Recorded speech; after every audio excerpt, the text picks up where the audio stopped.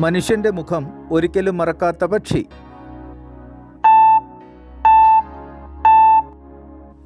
ഉത്തരം കാക്ക. ലഘു വിവരണം.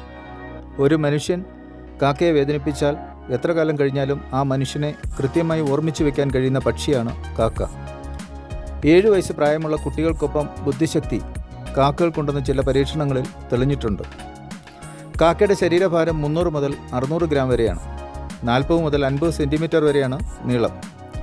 കൂട്ടമായി ജീവിക്കുന്ന കാക്കകൾ പരിസര ശുചീകരണത്തിൽ വലിയ പങ്ക് വഹിക്കുന്നവരാണ്.